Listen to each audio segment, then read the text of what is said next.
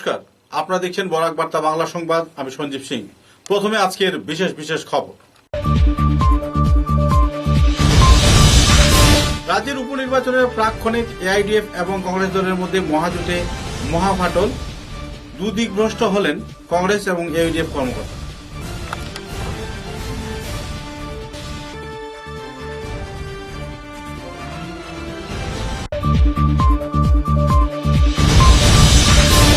রাজ্যের শিক্ষা বিভাগের শিক্ষামন্ত্রীর সভায় ডাক না পাওয়ায় মুখ্যমন্ত্রীকে উদ্দেশ্য করে স্মারকপত্র প্রদান করল ছাত্র সংগঠন আকসা।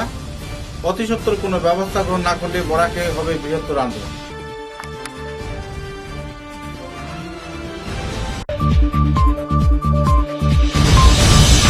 অনলাইন ভর্তি প্রক্রিয়ায় ছাত্রছাত্রীদের সাহায্যের হাত বাড়ালো এনএসইউআই সংগঠন। খোলা হল ডো লাইন।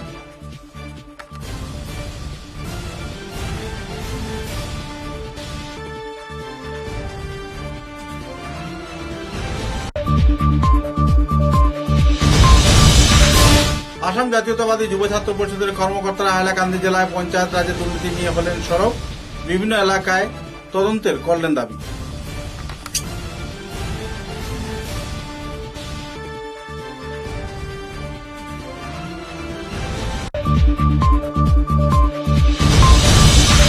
স্বচ্ছ ভারত অভিযানে ব্যর্থ শিলচর পৌরসভা প্রশাসন। স্বচ্ছ ভারত অভিযানের নামে কারি টাকা ৯০০ করা হল।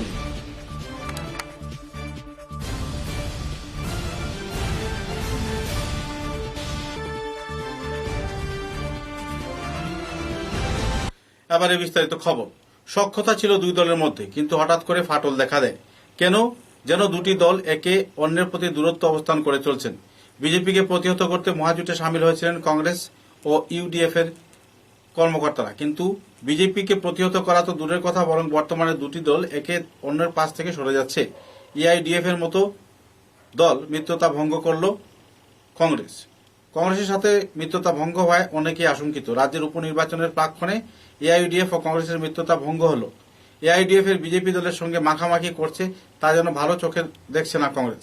এর জন্য ইউডিএফ এর সঙ্গে কংগ্রেসের মিত্রতা ভঙ্গ করা হয়েছে বলে আঁচ করা যাচ্ছে। বদরপুরের বিধায়ক আব্দুল আজিজ সাংবাদিক সম্মেলনের মুখোমুখি হয়ে এ সম্বন্ধে নিজের প্রতিক্রিয়া এভাবেই ব্যক্ত করেন। এছাড়া নিজের সমষ্টির উন্নয়নের জন্য কি কি পদক্ষেপ গ্রহণ করেছেন এ নিয়ে তিনি বিশিষ্ট ব্যক্তিদের উপস্থিতিতে তথ্য উজাগর করেন। ভবানীপুরের ইউডিএফ বিধায়ক ফণী তালুকদার ইউভিএফ দল ছেড়ে বিজেপি গেরুয়া বসন পরিধান করা নিয়ে প্রতিক্রিয়া ব্যক্ত করেন তিনি। শাসক দল যে উন্নয়ন করবে না সেটা কোনো কথা নয়, যেহেতু প্রত্যেকটি আমাদের রাজ্যে শাসক দলের পক্ষ আছে, বিরোধী দলের পক্ষ আছে। বিরোধী দলের কাজ হবে, শাসক পক্ষেরও কাজ হবে। বর্তমানে যে কাজ সেইগুলো আরম্ভ হবে হয়তো ২-১ মাসের ভিতরে। যেগুলো আরম্ভ হয়েছে সেগুলো আমরা ধারাবাহিকভাবে যোগাযোগ রাখছি, মানুষের সাথে কথাবার্তা বলছি, এলাকায় গিয়ে যোগাযোগ করছি। কাজ আরম্ভ হবে। কাজ শাসক দল আর বিরোধী দল বলে আমি একটু পার্থক্য নো ডাউট আছে। শাসক দল তো অভিযোগ করে থাকে যে বদরপুরে উন্নয়ন স্তব্ধ হয়ে পড়ে রয়েছে। এই মুহূর্তে আপনি একগুচ্ছ পরিকল্পনা হাতে নিয়েছেন। শাসক দল যে বদরপুরের উন্নয়ন স্তব্ধ হয়ে আছে বলছে, যে ওনাদেরকে বলবেন যে তাদের যেগুলা মানে বিধায়ক আছে, তাদের বিধায়কের এলাকায় আমার এখানে পিএইচির ভালো কাজ চলছে। অন্যান্য ডিপার্টমেন্টের পিডব্লিউডিরও কাজ, ২-৪টা পুরানা কাজ, নতুন কাজ আরম্ভ হয় নাই। পিএইচি তো নতুন কাজ আরম্ভ করেছে প্রায় সবকটি তোমার ইয়েতে। আজকে আমি একটা ফাউন্ডেশন দেবো গিয়ে আপনার এই মামদপুর এলাকাতে। এইসব কাজ চলছে। যারা বলছে তারা হয়তো অন্য তাদের এলাকায় কি কাজ হয়েছে সেটাকে তুলনা করুন। তুলনা করলে বুঝবেন যে কি কাজ হয়েছে। এই সরকার আসার পর থেকে এখনো কোনো কাজ হয় নাই, যেগুলো ধারাবাহিকভাবে চলছে। আর পিডব্লিউডির কাজগুলো আগামী এই ১-২ মাসের ভিতরে আরম্ভ হয়েছে।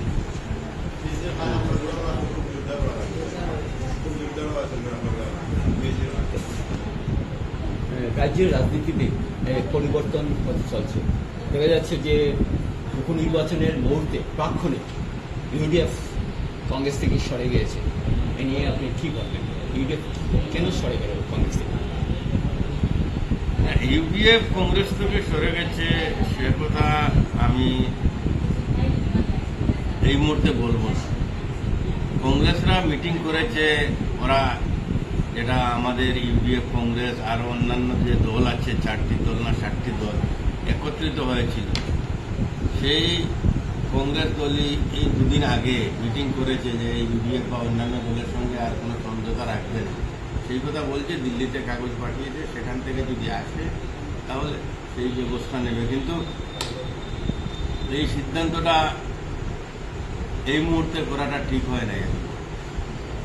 উত্তর কবিজের বিধায়ক কমলাপতি বুলকাইস্ত উল্লেখ করেছেন যে ইউডিএফ ইলেকশন মিত্রতা কংগ্রেসের অনেক মোটেই না, কেন ক্ষতি হবে? এখানে বিরোধী দলের পক্ষে 50 জন প্রায় আমরা আছি। এখন যদি আমরা সেপারেট হয়ে যাই তাহলে 30-20 সেভাবে থাকবে। অন্যান্য দলের কিছু আছে, ইউডিএফের আছে 16 জন, কংগ্রেসের আছে প্রায় 30 জনের মতো। এইভাবে সেপারেশন থাকলে সুন্দর হয় নাই। একত্রিতভাবে চললে আমাদের সুন্দর হতো।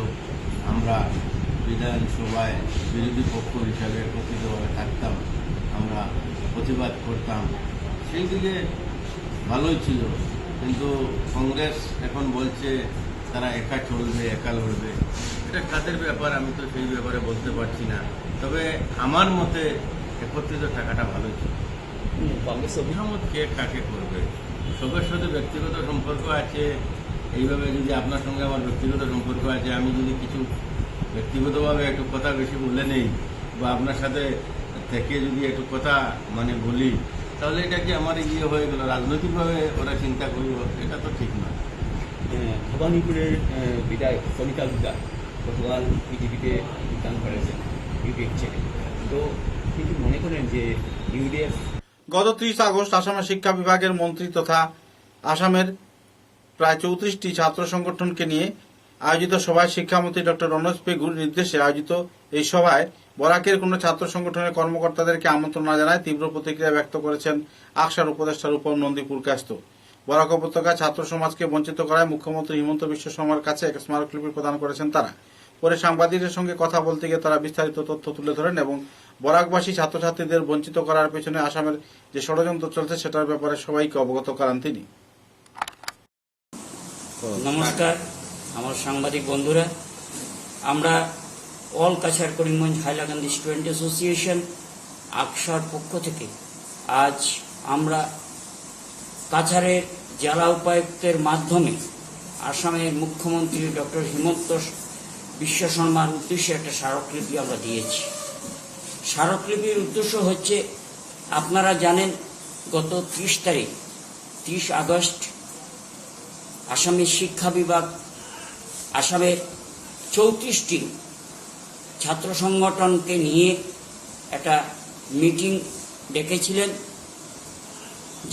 যা মূলত আসামের শিক্ষামন্ত্রী ডক্টর রনোজ পেগুর নির্দেশে এই মিটিং হয়েছিল।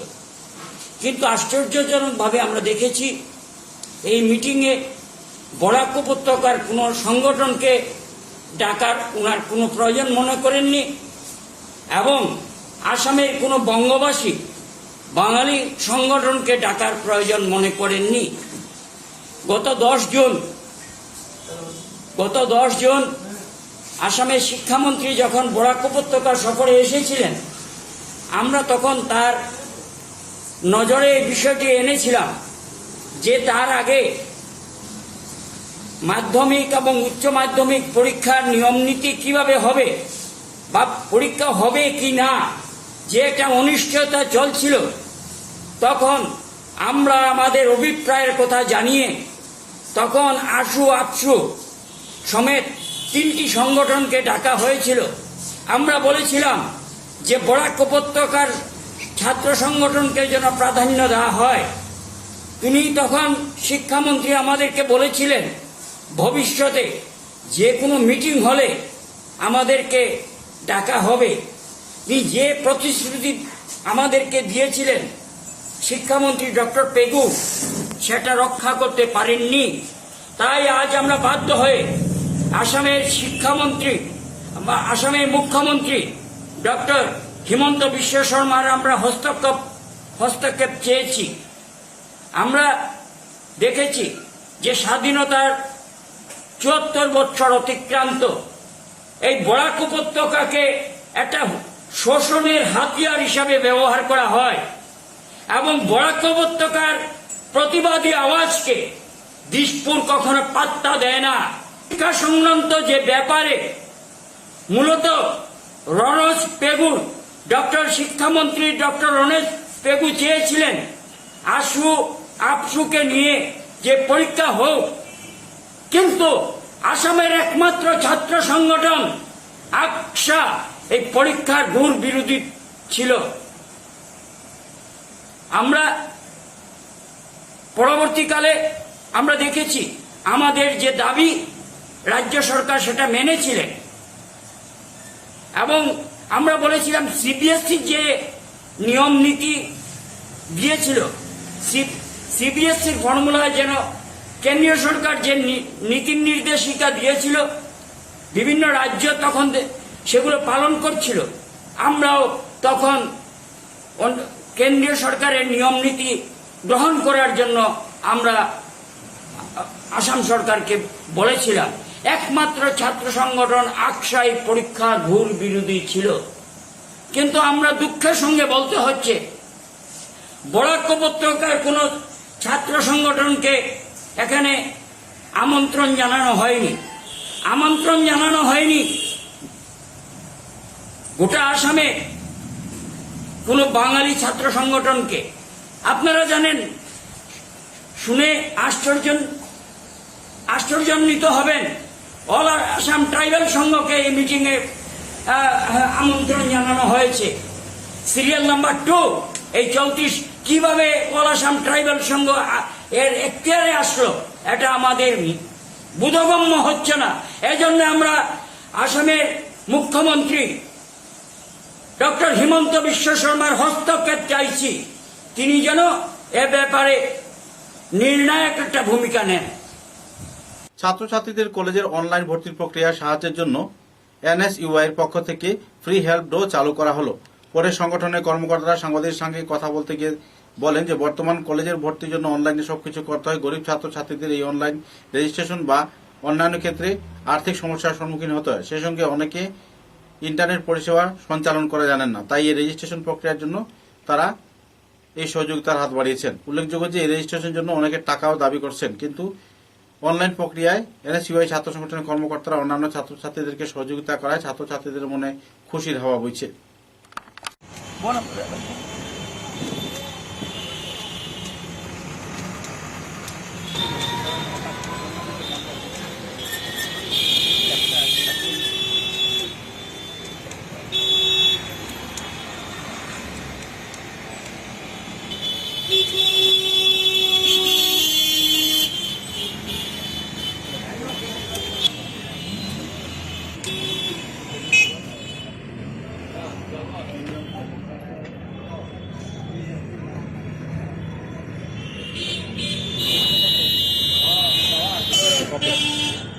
আজকে আমরা কাছাড় ডিস্ট্রিক্ট এনএসইউআই পক্ষ থেকে আমরা স্টুডেন্টদের হেল্প করতে বলেছি, যে অনলাইন রিলেটেড সব কিছু।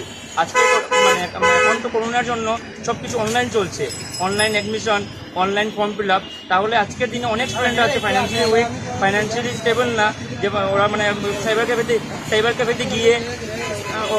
ক্যাফেতে গিয়ে যাতে অনলাইন অ্যাপ্লাই করতে পারে। কিন্তু আজকে দেখা যাচ্ছে যে অনেক সাইবার ক্যাফেগুলো 100-150 টাকা 200 টাকা নিজের ইচ্ছা মতো টাকা নিচ্ছে, কিন্তু অনেক স্টুডেন্ট আছে যারা পারছে না, ফাইন্যান্সিয়ালি অনেক প্রবলেমে ফেস করছে। তার জন্য আজকে ওই যে স্টুডেন্টের জন্য আমরা ফ্রিতে আজকে অনলাইনে অ্যাপ্লাই করাচ্ছি এবং অনলাইনে ওদের যত সব অনলাইনে আপডেট আছে আমরা ওদেরকে দেখিয়ে দেবো, যতটুকু করবো স্টুডেন্টের সঙ্গে হেল্প করবো ফ্রি অফ কস্ট। এখানে কোনো টাকা নেওয়া হবে না। আমরা কাছাড় ডিস্ট্রিক্ট এনএসইউআই এর পক্ষ থেকে করছি এবং আজকে আমরা এই কাজটা করছি, আগামী দিনেও করব এবং ভবিষ্যতেও এই কাজটা চালিয়ে যাব।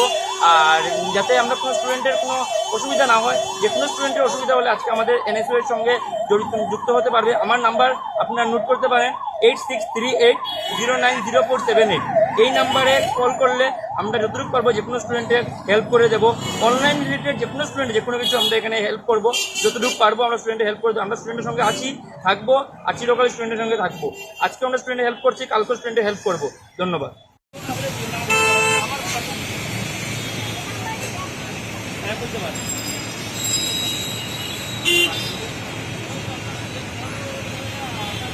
kênh Ghiền Mì Gõ để không bỏ lỡ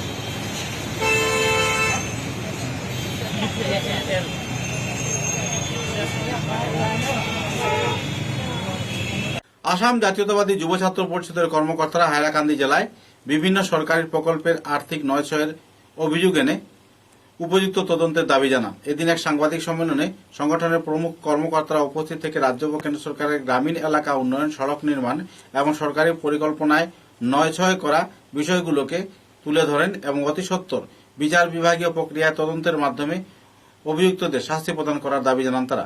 তাদের বক্তব্য, সরকারি অনুমোদনে লক্ষ লক্ষ কোটি কোটি টাকা নয়ছয় করছে গ্রামাঞ্চলের কিছু সভাপতি, সম্পাদক এবং বিভাগীয় ইঞ্জিনিয়াররা। সব মিলিয়ে তারা বিস্তারিত তথ্য তুলে ধরেন সংবাদ মাধ্যমের ক্যামেরায়। আজকে অসম জাতীয়তাবাদী যুব ছাত্র পরিষদ হাইলাকান্দি জেলা সমিতি, আপনারা নিশ্চয় জানেন যে হাইলাকান্দি জেলার বিগত 4 মাস থেকে যে পঞ্চায়েত বিভাগ আছে, এই বিভাগের কাজ সম্পূর্ণভাবে ক্লোজ হয়েছে। আমরা অসম জাতীয়তাবাদী যুব ছাত্র পরিষদে বা হাইলাকান্দির জনগণে যা পঞ্চায়েত বিভাগের যেবিলাক প্রতিনিধি আছে, আমরা বিভিন্ন সময় দাবি উত্থাপন করে এসেছি যে হাইলাকান্দির পঞ্চায়েত বিভাগের MGNRGS এর নামে যে ফান্ড আছে, সেই ফান্ড কিভাবে ক্লোজ হয়েছে বা কি কারণে ক্লোজ করা হয়েছে, সরকার করেছে না ডিপার্টমেন্ট করেছে, সেই কথা সিও মহোদয় স্পষ্টীকরণ দেবার কারণে আমরা অসম জাতীয়তাবাদী যুব ছাত্র পরিষদে আহ্বান করেছিলাম। কিন্তু অতি পরিতাপের বিষয়, আজ অবধি হাইলাকান্দি জেলা পঞ্চায়েত বিভাগীয় আধিকারিক কোনো পদক্ষেপ গ্রহণ করেনি। আজকে আমরা বাধ্য হয়েছি যে আমরা একটা কথা বলতে চাই অসম জাতীয়তাবাদী যুব ছাত্র পরিষদে, যে 1 সপ্তাহের ভিতরে যদি পঞ্চায়েত বিভাগের MGNRGS এর নামে যে ফান্ড আছে, এই ফান্ড যদি রিলিজ না হয়, আমরা ধারাবাহিকভাবে অসম জাতীয়তাবাদী যুব ছাত্র পরিষদে আন্দোলন ঘোষণা করব। কারণ বিগত 4 মাস আগে হাইলাকান্দি জেলার পঞ্চায়েত বিভাগে প্রত্যেকটি জিপির আন্ডারে, প্রত্যেকটি গাঁও পঞ্চায়েতের আন্ডারে এই স্কিমের এগেনস্টে ডিমান্ড দেওয়া হয়েছিল, কিন্তু সম্পূর্ণভাবে এই ডিমান্ডগুলো আজ পর্যন্ত ক্লোজ হয়েছে। এই ডিমান্ডগুলো কিভাবে ক্লোজ হলো বা কি কারণে ক্লোজ হয়েছে, সেই কথা আমরা জানতে চাই এবং আমাদের জব কার্ডধারী শ্রমিকদেরকে কোনো কারণে আমরা বঞ্চিত হতে দেব না। আমরা এটা কথা স্পষ্টভাবে বলবো যে পঞ্চায়েত বিভাগের MGNRGS এর নামে যে ফান্ড, সেই ফান্ড অতি সত্বর রিলিজ করতে হবে, অন্যথা জব কার্ড শ্রমিকদের সঙ্গে প্রবঞ্চনা করা কোনো কারণে অসম জাতীয়তাবাদী যুব ছাত্র পরিষদে বরদাস্ত নকরে। অসম জাতীয়তাবাদী যুব ছাত্র পরিষদে স্পষ্টভাবে কৈছো, আলগাপুর ব্লক অফিসার এবং হাইলাকান্দি জেলা ব্লক অফিসার সিও মহোদয়কে আহ্বান জানাইছো যে অতি সত্বর 1 সপ্তাহের ভিতরে আমাদের এই জব কার্ডধারী শ্রমিকদের টাকা মুকুলি করে দেওয়ার জন্য। আপনারা যদি না দেন, তাহলে আগামী দিনে অসম জাতীয়তাবাদী যুব ছাত্র পরিষদে আন্দোলন করতে বাধ্য হব। এবার একটু বিরতির পর বাকি খবর।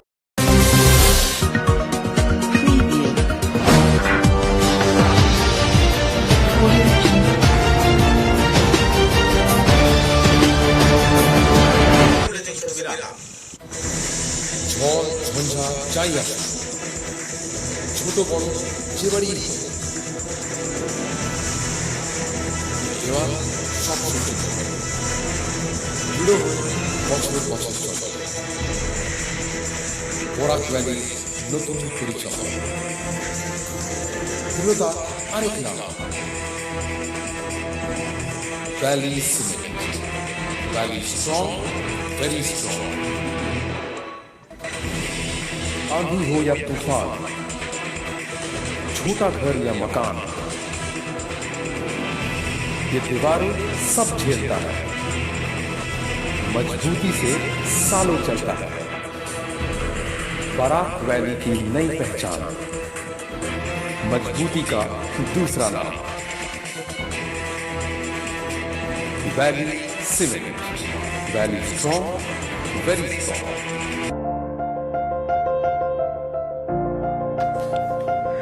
सुबह की पहली किरण निकलते ही हम चल पड़े असम की उस शान की ओर जिसे हम चाय पत्ती कहते हैं। असम के नामचीन चाय में से एक जिसे सभी दिल से पसंद करते हैं। आड़े टेढ़े रास्ते, वो पंछियों की चहचहक और खूबसूरत वादियों से होकर आखिरकार हम पहुंचे असम विश्वविद्यालय में। वहां से करीब 5 किलोमीटर की दूरी तय करके हम पहुंचे रोजकानी टी एस्टेट पे। वहां पहुंचते ही एक अलग ही नजारा, हम हमने पूरा चाय का बगान देखा। हम पूरा दिन बगानों में घूमते रहे। का गिरना, पानी की बूंद गिरते ही मिट्टी की वो खुशबू, आह। मैंने फट से गर्मा गर्म चाय बनाई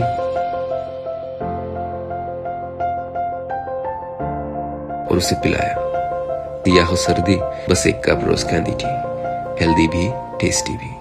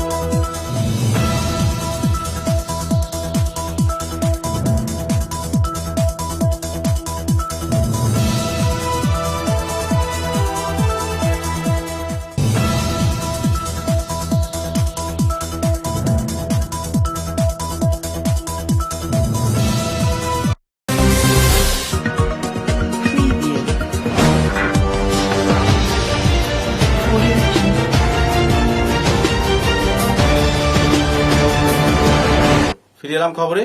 স্বচ্ছ ভারত অভিযানে ব্যর্থ শিলচর পৌরসভা প্রশাসন। স্বচ্ছ ভারত অভিযানের নামে কারি কারি টাকা বরাদ্দ হলেও কেন্দ্র সরকারের এই আর্থিক বরাদ্দ টাকা সঠিকভাবে কাজে লাগছে না। বিপুল পরিমাণের টাকাও দেওয়া হয়েছে শিলচর পৌরসভাকে, কিন্তু কোনো প্রকল্প বাস্তবায়নে তারা ব্যর্থ। তৎকালীন জেলাশাসক লায়া মাদুরীর আমলে চালু করা হয়েছিল SLRM এর প্রকল্প, কিন্তু এই প্রকল্প এখন মুখ থুবড়ে পড়ে আছে। অল্প কিছুদিনের মধ্যেই এর অভিযোগ শোনা গেছে শহরবাসীর মুখে। শিলচর পৌরসভার দায়িত্বে রয়েছেন ADC JR লালসিং।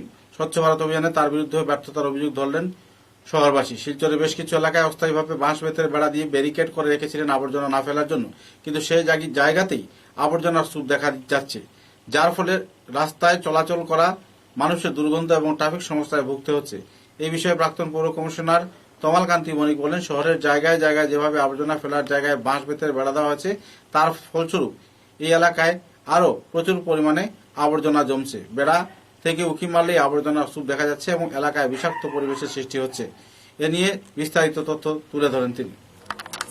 দেখুন, ভারত সরকারের স্বচ্ছ ভারত অভিযানের মাধ্যমে ভারতবর্ষের প্রত্যেক শহরেই চেষ্টা করা হয়েছে শহরটাকে সুন্দর এবং স্বচ্ছ রাখার। কিন্তু শিলচর পুরসভা আমরা দেখলাম বেশ আজকে মাস দেড় দু আগে যে শিলচরের বিভিন্ন গার্বেজ পয়েন্ট যেগুলো ছিল সেগুলোর মধ্যে বেড়া লাগিয়ে দিল, এবং সেই যে বাঁশের বেড়াগুলো লাগালো তাতে কিন্তু ফলস্বরূপ কিছু হলো না। আজকের দিনে আপনারা যদি বেড়ার উপর দিয়ে উঁকি মেরে দেখেন তাহলে দেখবেন ওখানটায় আবর্জনা স্তূপ আবার স্তূপাকৃত হয়েছে।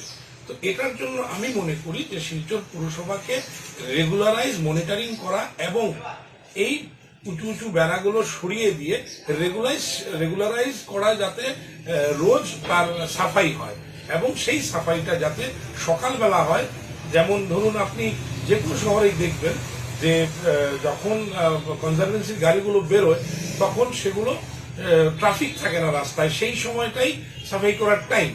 কিন্তু আজকে বেশ কিছুদিন ধরে আমরা শিলচর শহরের বিভিন্ন এলাকায়, শুধু আমি বিভিন্ন এলাকায় বলতে একদম ধরুন আপনি যদি লিংক রোড ক্রস করে যান, এদিকে আপনার মালুগ্রাম অব্দি চলে যান, এদিকে আপনার ব্রিজের উপর যে স্তূপাকৃত অবস্থায় রয়েছে এবং সেটাকে কালো পলিথিন দিয়ে সেটাকে রাখা হয়েছে, সেটা কিন্তু কোনো প্রসেস না।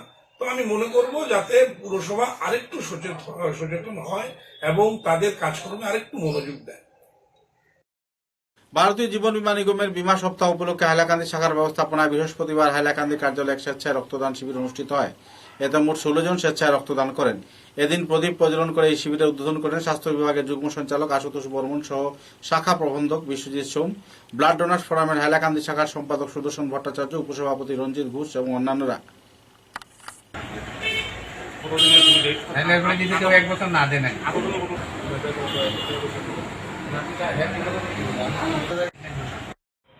আজকে তীব্র প্রতিবাদ জানাই যে আমাদের সরকার আমাদের অটো ট্যাক্স আপ করার জন্য করোনাকালে আমরা আবেদন জানাচ্ছি 2বার 3বার করে মুখ্যমন্ত্রীকে উদ্দেশ্যে আমরা স্মারকপত্র দিয়েছি আমাদের ট্যাক্স মাফ করার জন্য।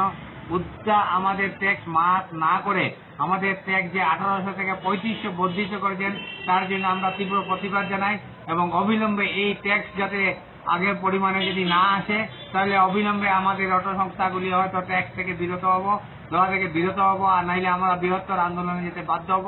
আমরা আশা করি আমাদের এই সরকার বিভিন্ন ভালো কাজ করছে, আপাতত আমাদের উপর যে বজ্রাঘাত নিয়ে আসলো তার আমরা কারণ বুঝতে পারি না। তাই আশা করি আমাদের অবিলম্বে সরকারের এই ভুল হয়তো কম্পিউটারের কোনো কিছু হয়েছে তা হয়তো শুদ্ধিকরণ করে আমাদেরকে নিষ্কৃতি দেবে, নাইলে আমরা হয়তো আমরণ একটা বৃহত্তর আন্দোলনে যেতে বাধ্য হব। কোঅর্ডিনেশন কমিটি আজকে তীব্র প্রতিবাদ জানায় যে আমাদের সরকার আমাদের অটো ট্যাক্স আপ করার জন্য করোনাকালে আমরা আবেদন জানাচ্ছি 2বার 3বার করে মুখ্যমন্ত্রীকে উদ্দেশ্যে আমরা স্মারকপত্র দিয়েছি আমাদের ট্যাক্স মাফ করার জন্য।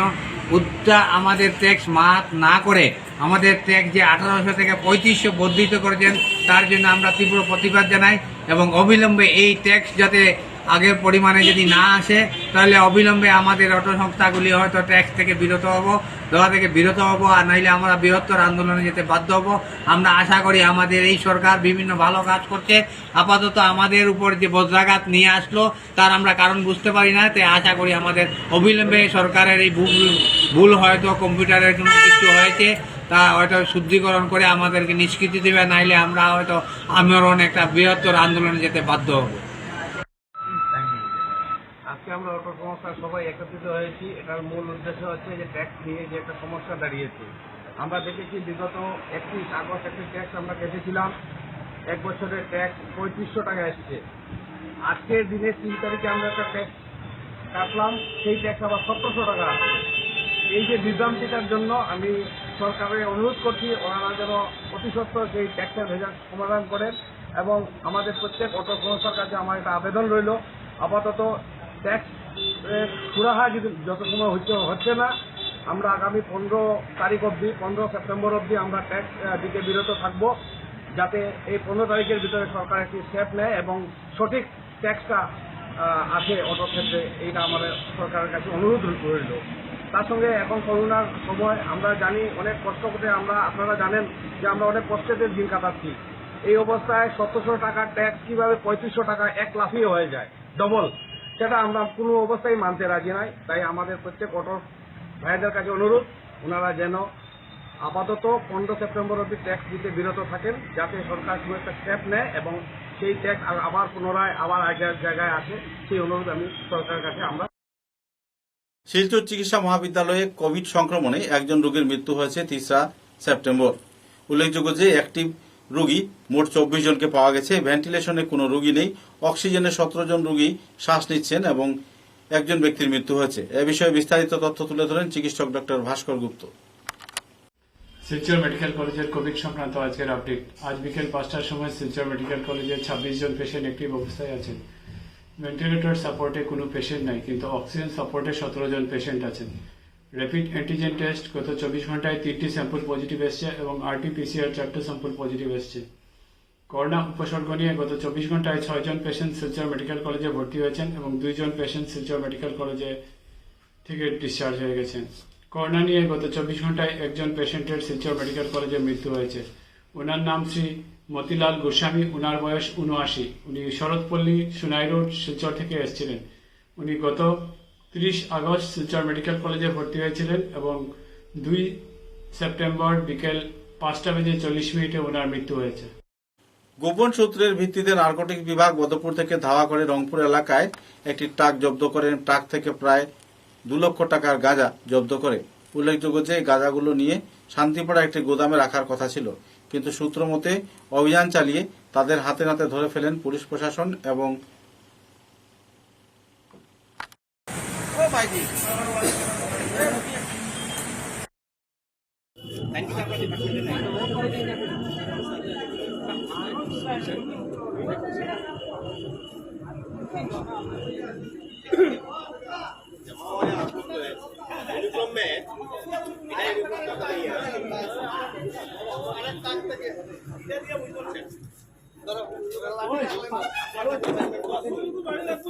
ভারতীয় জীবন বীমা নিগমের বীমা সপ্তাহ উপলক্ষে হাইলাকান্দি শাখার ব্যবস্থাপনায় বৃহস্পতিবার হাইলাকান্দি কার্যালয়ে এক স্বেচ্ছায় রক্তদান শিবির অনুষ্ঠিত হয়। এতে মোট 16 জন স্বেচ্ছায় রক্তদান করেন। এদিন প্রদীপ প্রজ্বলন করে এই শিবিরের উদ্বোধন করেন স্বাস্থ্য বিভাগের যুগ্ম সঞ্চালক আশুতোষ বর্মন সহ শাখা প্রবন্ধক বিশ্বজিৎ সোম, ব্লাড ডোনার্স ফোরামের হাইলাকান্দি শাখার সম্পাদক সুদর্শন ভট্টাচার্য, উপসভাপতি রঞ্জিত ঘোষ এবং অন্যান্যরা। বরাকভ্যালি ভলান্টারি ব্লাড ডোনার্স ফোরামের হাইলাকান্দি শাখার সহযোগিতায় এবছর 12তম রক্তদান শিবির অনুষ্ঠিত হচ্ছে। এই জন্য তিনি রক্তদাতাদের প্রতি কৃতজ্ঞতা জ্ঞাপন করেন। মুখ্য অতিথি যুগ্ম সঞ্চালক ডক্টর আশুতোষ বর্মন বলেন, রক্তদান জীবনদান। 18 বছর বয়স হলে রক্তদান শুরু করা যায়। তিনি জীবন বীমা নিগমের কর্মচারী সহ শুভানুধ্যায়ীদের সাধুবাদ জানান। এদিনের অনুষ্ঠানের পরিচালনায় ছিলেন ABM দ্বয় প্রবীরঞ্জন দাস এবং নীলাদ্রি শেখর চৌধুরী।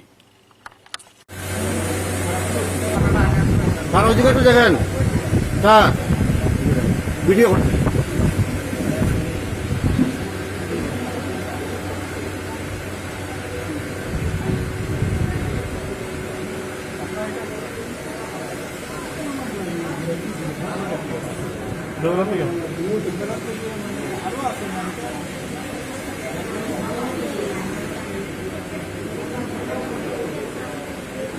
আমার বাহারে খায় ভিডিও কথা বুড়া মানুষ হারি না।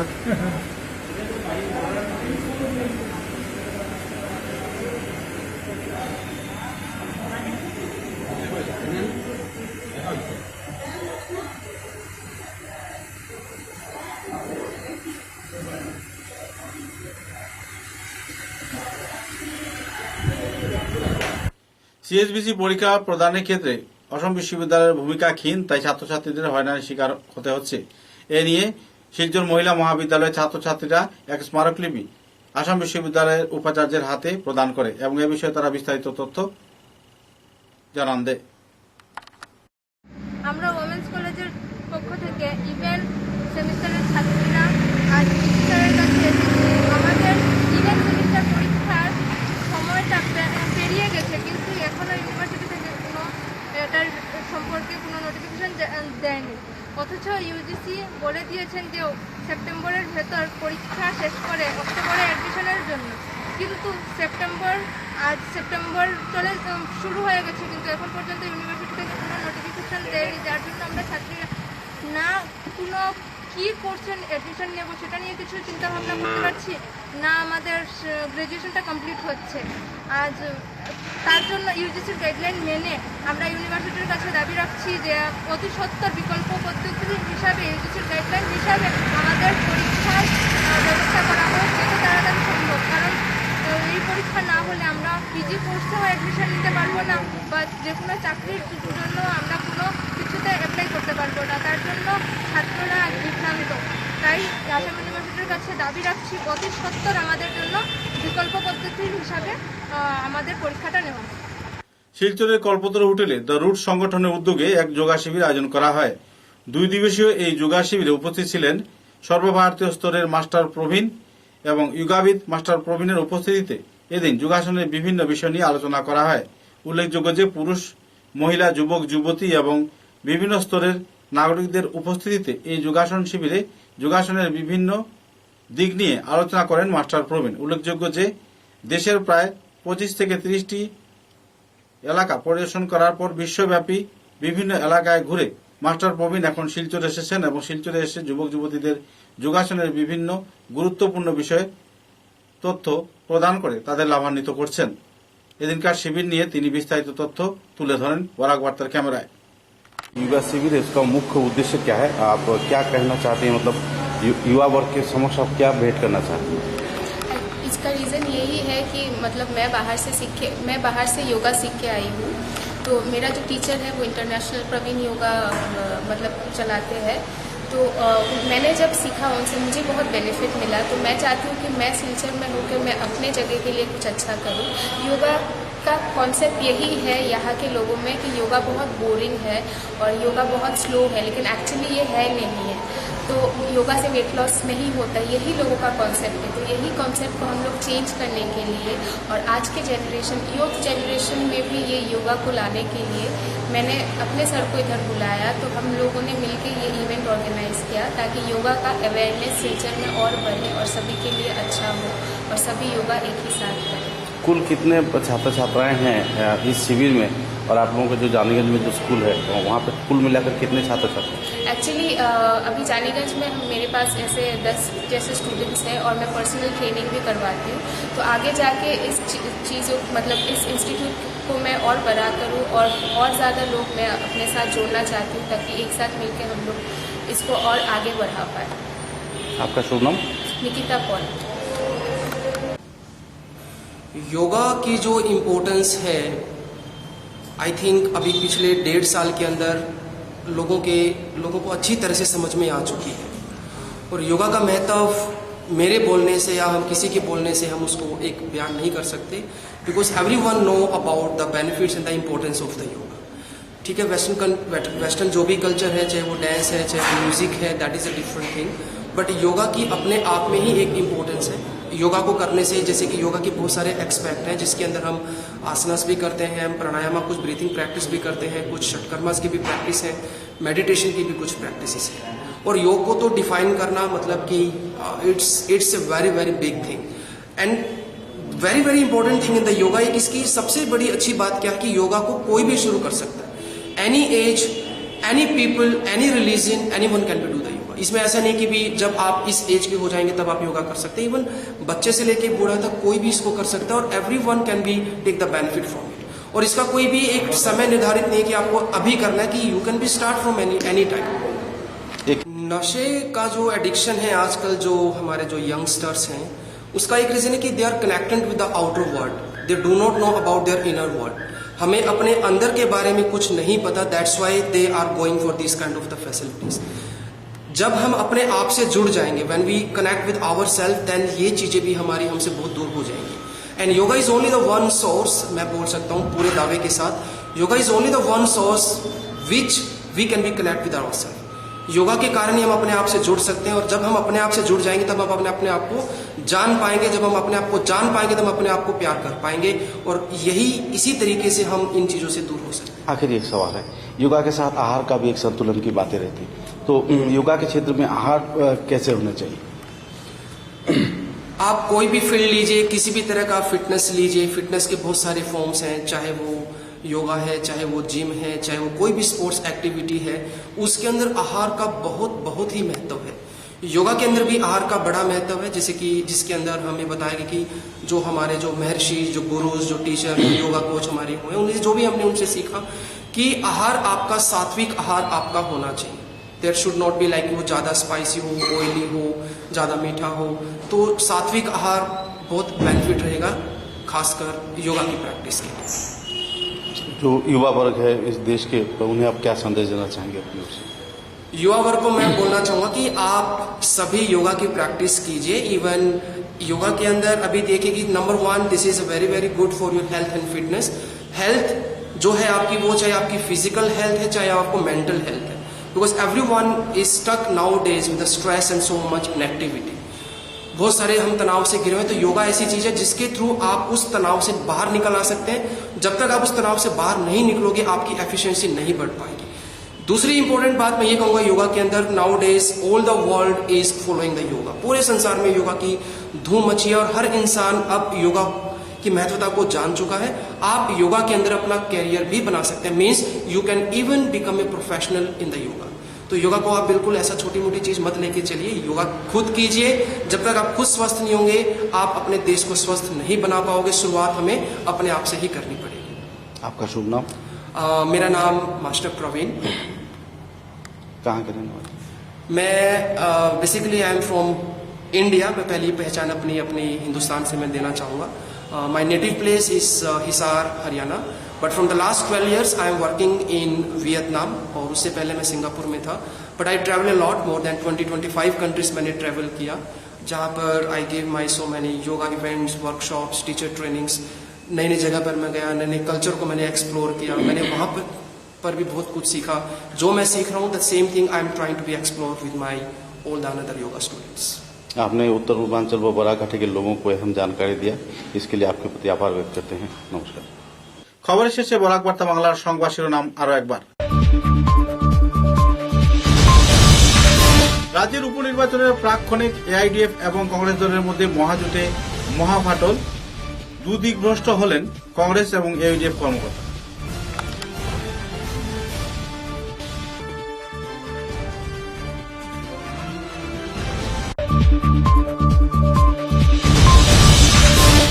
রাজ্যের শিক্ষা বিভাগের শিক্ষামন্ত্রীর সভায় ডাক না পাওয়ায় মুখ্যমন্ত্রীকে উদ্দেশ্য করে স্মারকপত্র প্রদান করল ছাত্র সংগঠন আকসা। অতি সত্বর কোনো ব্যবস্থা গ্রহণ না করলে বরাকে হবে বৃহত্তর আন্দোলন।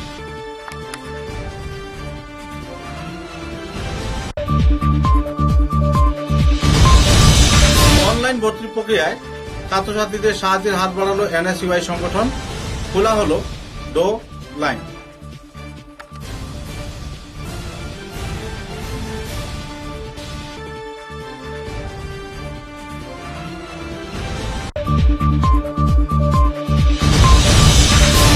আসাম জাতীয়তাবাদী যুব ছাত্র পরিষদের কর্মকর্তারা হাইলাকান্দি জেলায় পঞ্চায়েত রাজে দুর্নীতি নিয়ে হলেন সরব।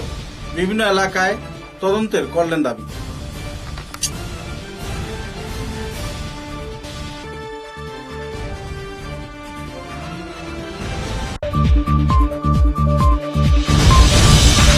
স্বচ্ছ ভারত অভিযানে ব্যর্থ শিলচর পৌরসভা প্রশাসন। স্বচ্ছ ভারত অভিযানের নামে কারি কারি টাকা 900 করা হল।